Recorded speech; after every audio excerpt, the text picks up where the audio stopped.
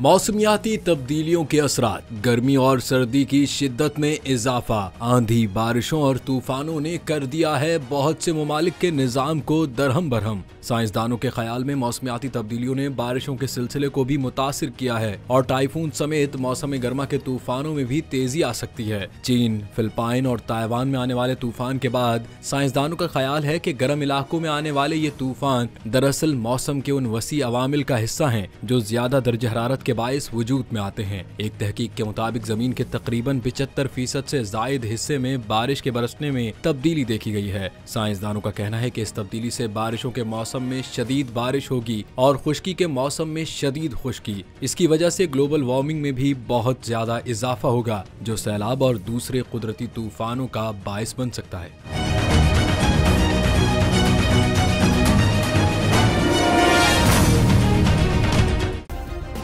Subscribe करें और bell दबाएं ताकि कोई खबर रह न जाए।